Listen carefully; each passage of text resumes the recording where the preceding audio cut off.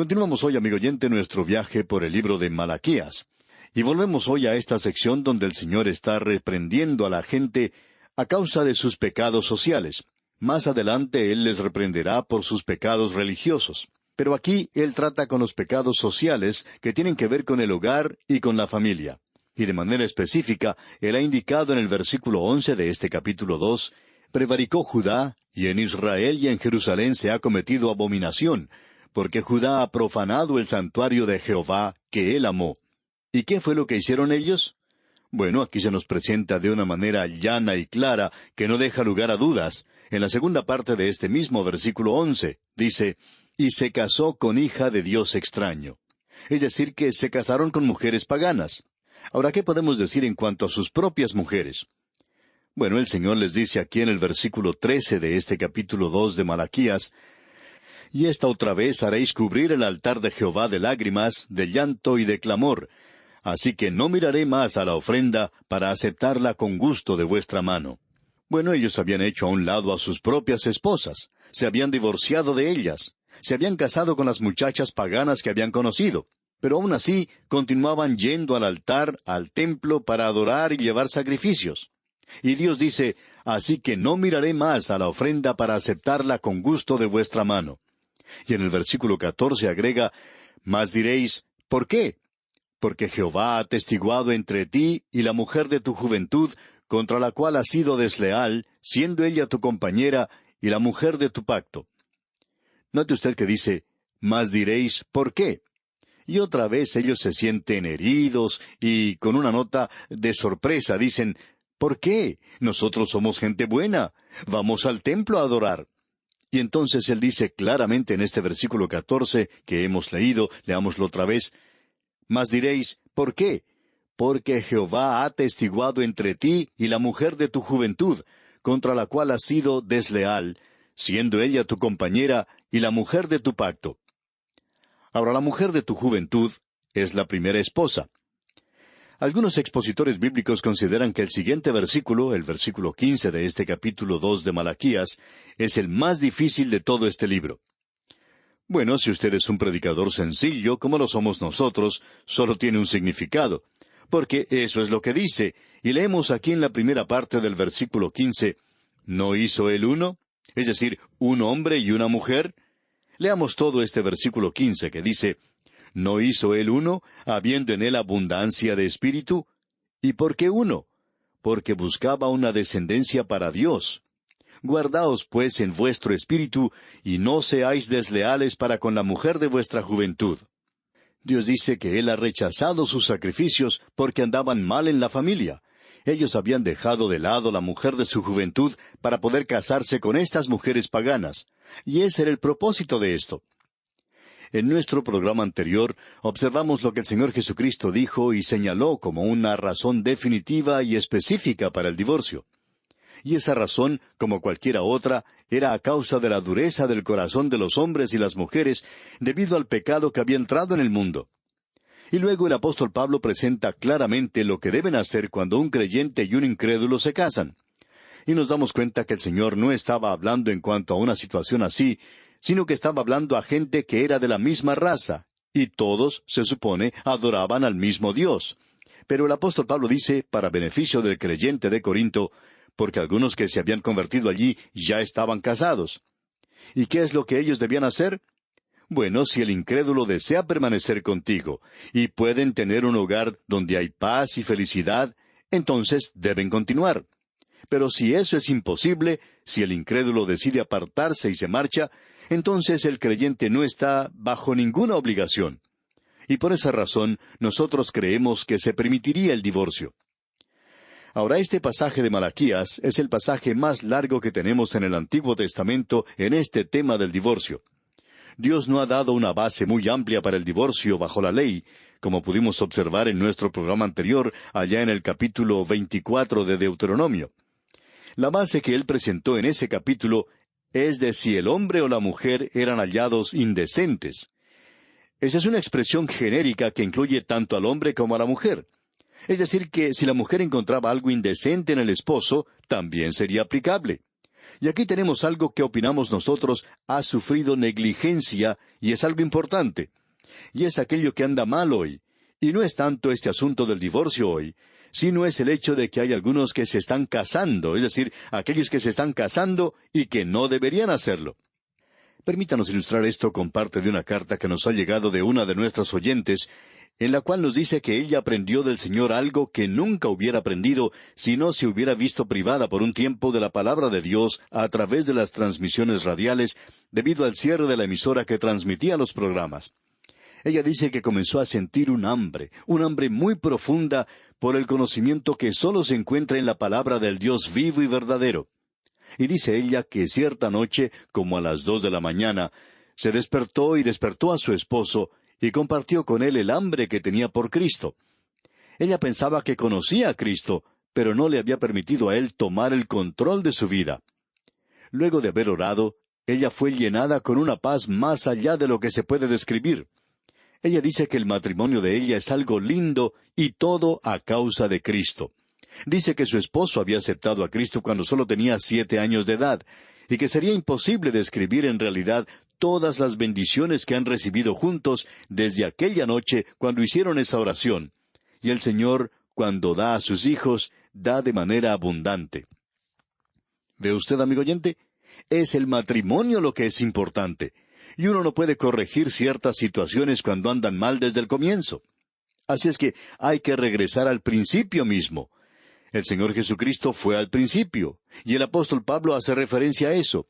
Y en el versículo 15 de este capítulo 2, Malaquías está haciendo referencia a esto también. ¿No hizo él uno? Es decir, uno solo. Adán y Eva eran uno. Eso es lo importante de notar de nuestra parte. En nuestro programa anterior vimos que no había ayuda idónea para Adán. Él no tenía ninguna ayuda de este mundo inferior a él, es decir, ese mundo animal. Tampoco pudo encontrar compañía en los ángeles. Como pudimos ver, Dios tomó entonces una costilla de Adán, y esto no es un relato insensato. Pero, ¿por qué no hizo Dios a la mujer del polvo de la tierra como hizo al hombre? Bueno, porque Él quiere señalarle al hombre, de manera muy directa, que la mujer es parte del hombre. El hombre es solo una mitad del hombre sin la mujer. Y ese es el cuadro que tenemos. Como dijimos, ella no fue sacada de su cabeza para que fuera superior, tampoco fue sacada de sus pies para que fuera su sierva. Ella ha sido tomada de su lado para ser su compañera. Ella es su ayuda. Juntos van a llegar a ser uno solo. Ahora, ¿cómo puede 1 más 1 ser igual a 1? Bueno, esa es la aritmética de Dios, y es correcta, digamos de paso. Ahora, en el versículo 23 del capítulo 2 de Génesis leemos: Dijo entonces Adán: Esto es ahora hueso de mis huesos y carne de mi carne. Esta será llamada varona, porque del varón fue tomada. Ahora, ¿qué es la mujer? Bueno, en hebreo la palabra para hombre es ish. Por lo tanto, ella es isha. Es el otro lado. Nosotros le llamamos masculino y femenino, pero es sencillamente la otra mitad de él, la otra parte del hombre. Él dijo: Esto es ahora hueso de mis huesos y carne de mi carne. Esta será llamada varona, porque del varón fue tomada. Por tanto, dejará el hombre a su padre y a su madre, y se unirá a su mujer, y serán una sola carne. Y esto, amigo oyente, excomulga a las suegras y a los suegros, los quita, los aparta de esa nueva familia que se forma. No entraremos en esto hoy, pero pensamos que muchas personas están recibiendo una instrucción equivocada, porque una de las cosas en cuanto al matrimonio es que establece una nueva creación, y no tiene nada que ver con la mamá y el papá. Uno los ha dejado a ellos y serán una sola carne. Ahora, ¿cómo van a ser ellos una sola carne? Allí está el hombre y la mujer fue tomada del hombre. Bueno, van a ser una sola carne en la criatura que vendrá. Ellos van a ser uno. En realidad, lo que tenemos aquí es que 1 más 1 es igual a 1. Este es un verdadero problema matemático. Y se nos dice aquí: y estaban ambos desnudos, Adán y su mujer, y no se avergonzaban. Esto era antes de que el pecado hubiera entrado al mundo. Y ninguno miraba al otro con lujuria o deseo, porque hasta ese momento ellos eran inocentes. Pero ellos podían verse el uno al otro y podían conocerse. Externamente ellos, por cierto, que se conocían el uno al otro. Ellos no se miraban el uno al otro de manera lujuriosa. Pero aquí tenemos a un hombre y a una mujer, y él la contemplaba a ella con ternura y con amor. Eso es exactamente lo que el apóstol Pablo nos dice en su epístola a los Efesios. Y ella le contemplaba a él con respeto y con amor. Es decir, que ella podía decir que este era el hombre para ella. Y lo importante es que la creación de Eva hizo de Adán un hombre. Y la presencia de Adán hizo de Eva una mujer completa, un hombre completo. El apóstol Pablo, escribiendo a los Efesios, tiene mucho que decir en cuanto a esto. Quisiéramos observar lo que dice este pasaje porque hay algo aquí que se ha mal entendido. Nos referimos a lo que dice el capítulo 5 de la epístola a los Efesios. Esto no solo tiene que ver con el hogar cristiano, sino con los creyentes que están llenos del Espíritu, porque comienza diciendo en el versículo 18, «No os embriaguéis con vino, en lo cual hay disolución.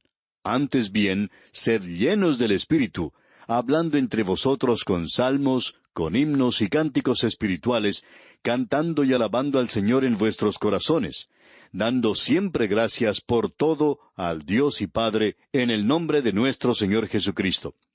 Y luego el apóstol sigue diciendo, «Someteos unos a otros en el temor de Dios». Y luego, pasando al versículo 22, dice, «Las casadas estén sujetas a sus propios maridos como al Señor». Ahora, esto no quiere decir obediencia aquí. Él no está hablando de obediencia. Él está hablando de que ella tiene que responder al hombre. Ella es la otra parte del hombre, pero por necesidad de dirección, el hombre es la cabeza de la mujer. ¿Por qué? Porque hace falta tener una cabeza.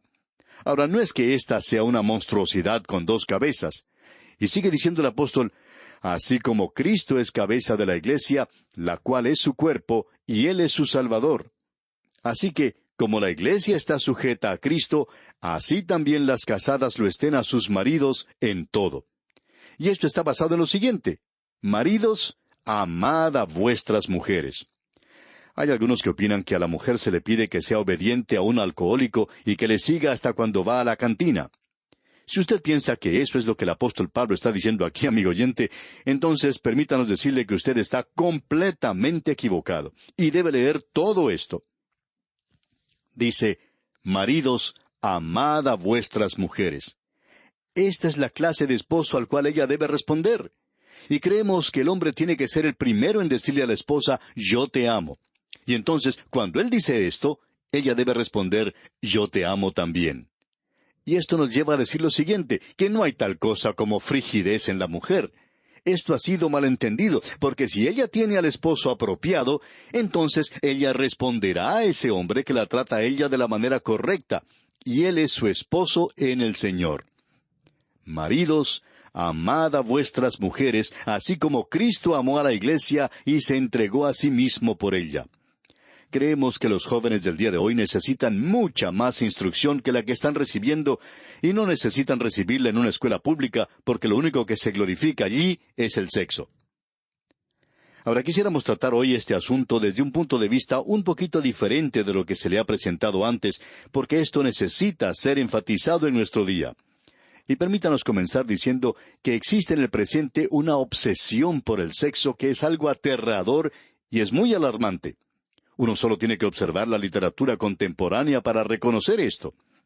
En la revista Decisión, publicada por la organización Billy Graham, se publicó un editorial allá en el año 1964, en el cual se decía, «Así es que nuestros jóvenes recorren el camino hacia el infierno en una atmósfera que haría enfermarse a cualquier animal que se precie de serlo.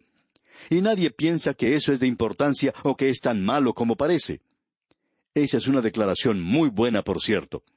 Y un destacado escritor cristiano dice, ¿dónde están esos clamores externos que se equiparan a las voces internas del alma, que a veces murmura tenebrosamente y otras veces clamorea vigorosamente que todas las cosas no andan bien, que estos pies porfiados están recorriendo el camino de la ira, el camino del juicio? Y luego él dice, la respuesta no es sencillamente presentar más leyes, sino que se encuentra en la regeneración por medio del Espíritu, quien es el único que puede encender las almas de los hombres con una sed enviada divinamente por una pureza más grande, tanto para el individuo como para la política. Aparte de tal purga y quema espiritual, el hombre se hunde bajo el peso y la corrupción de sus propios pecados. Ahora, esto es algo que se publicó allá en el año 1965. Pero hay otras voces que se dejan escuchar en alarma. A nuestro alrededor se puede escuchar a quienes abogan por ese culto neurótico que reclama falsamente que todo ese énfasis en el sexo es una señal de una nueva era, más amplia e iluminada. La realidad es que no hay nada nuevo en cuanto a esto. Más aún, no señala la entrada a una vida abundante. Por el contrario, caracteriza la defunción de todas las civilizaciones decadentes y en decadencia, como Egipto, Babilonia, Grecia y Roma, para señalar solo unas pocas. El símbolo del sexo señala la declinación y la caída de mucha gente noble y destacada. Es parte del estertor de muerte de una nación declinante. La Revolución Francesa señaló la partida de la gloria de Francia, y fue durante esa época que la prostituta fue colocada y adorada sobre un altar. Ahora, la excusa que se presenta para dar esta atención anormal y desmesurada a este tema dado por estos proveedores de inmundicia y lujuria es que una generación puritana del pasado quiso taparlo completamente. Se hace la acusación falsa de que la Biblia y la Iglesia han desaprobado ese tema del sexo hasta que lo han vuelto un tabú hoy, y que solo puede ser susurrado en secreto. Más aún, acusan que los fracasos de los matrimonios del presente y el aumento de los divorcios es la gran ignorancia de los jóvenes. Que si ellos solo conocieran en cuanto a este tema tan fascinante, dice esta clase de gente, habría mucho más éxito en el matrimonio. Debemos decir que quizá la tragedia de esto es que los puritanos quizás se fueron a un extremo. Estamos de acuerdo con esto. Y no nos gustaría estar en ese período otra vez. Pero la presente generación no ha hallado la solución a esto. Y después de todo, la Biblia no va con ninguno de esos grupos. No creemos que los puritanos hayan tenido una base bíblica para eso, porque como dijimos en el programa anterior, ¿quién fue el que pensó del sexo? No fue Hollywood, ni las películas, ni esta gente. Quizá ellos piensan que lo originaron, pero amigo oyente, fue Dios mismo quien comenzó todo esto. Y Él quería ubicarlo en una base santa. Hay personas que están tratando de promover que los jóvenes tienen que leer todos los libros pornográficos que se presentan. Sin embargo, amigo oyente, a pesar de todo este nuevo énfasis en cuanto al sexo, los divorcios continúan aumentando, y ya se hace hasta monótono escuchar la historia de la tragedia del matrimonio moderno. Ahora, el conocimiento de lo físico puede tener lugar en la preparación para un matrimonio feliz, pero es algo inadecuado para hacer un hogar feliz. Esto le da un énfasis pervertido y anormal que no pertenece allí. En una publicación se dijo recientemente, uno de los problemas en este mundo es que la gente confunde al sexo con el amor, al dinero con la inteligencia y a la radio de transistores con la civilización. Ese es el problema de nuestra hora. La palabra de Dios trata el tema del sexo con vigor y franqueza y de manera directa, como hemos podido apreciar. No se lo trata como un tema inmundo. No es algo que es tabú o teórico nada más, sino que es algo claro y teológico. La Biblia es directa y trata con esto en un lenguaje elevado y sublime. Esta es la razón por la cual hemos dedicado este tiempo a esto aquí en el libro de Malaquías, porque Dios lo presenta de una manera muy directa a esta gente, y esa es parte de la razón por la cual habían ido a la cautividad, y es parte de la razón por la cual han sido esparcidos. Pensamos, por tanto, que ya es hora de que se escuche a Dios. Pensamos que ya ha pasado mucho tiempo sin que desde el púlpito se diga lo que Dios tiene que decir sobre este tema, pero es necesario colocarlo en su lugar correcto. En el principio fue Dios mismo quien creó al hombre y a la mujer. Fue quien trajo la mujer al hombre, y nos gusta mucho esta idea. No hubo necesidad que Él le diera una lección a Adán. Dios los bendijo, y el matrimonio llegó a ser algo sagrado, santo y puro. Y amigo oyente, esa es la única relación entre el hombre y la mujer que Dios bendice en esta tierra. Él no nos ha prometido bendecir ninguna otra relación. Él dice que el matrimonio se lleva a cabo según su plan. Él nos bendecirá a nosotros aquí, y habrá entonces felicidad completa. Dios quiere que sus hijos sean felices en sus matrimonios. Él tiene un plan y propósito para cada uno de nosotros si solamente escuchamos lo que Él nos dice. Permítanos referirnos a un versículo de las Escrituras aquí, y con esto vamos a concluir nuestro programa de hoy, y hablaremos de esto, Dios mediante, en la próxima oportunidad. Y queremos terminar diciendo esto: pero tengo contra ti que has dejado tu primer amor. Y aquí nos detenemos por hoy. Que Dios bendiga su vida es nuestra ferviente oración.